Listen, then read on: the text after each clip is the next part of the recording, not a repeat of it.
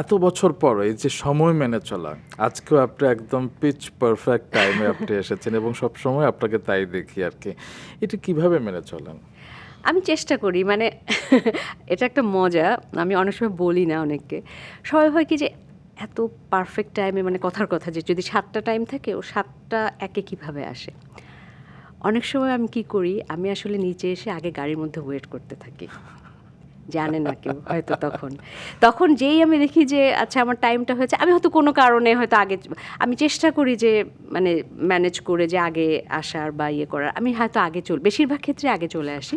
আসার পরে এখন আচ্ছা আমার তো টাইম তো ওইটার সময় দাও, আমি তাহলে আমি চুপ করে বসে থাকি বেশিরভাগ সময় গাড়ির মধ্যে। ঠিক আমার যখন টাইমটা হয় তখন আমি আস্তে করে হয়তো সেই জায়গাটা যেয়ে পৌঁছাই। তখন সবাই ভাবে দেখে যে ও আচ্ছা একদম পারফেক্ট টাইমে। তো এটা সবসময় করি তা না, অনেক ক্ষেত্রে এটা আমি করি। মানে মানুষ চাইলে আসলে সবই সম্ভব। সেটা আপনাদের দ্বারা মানে আপনাদের প্রজন্মের অনেকের দ্বারা আমরা বুঝতে পারি যে আসলে চাইলে অনেক কিছুই সম্ভব।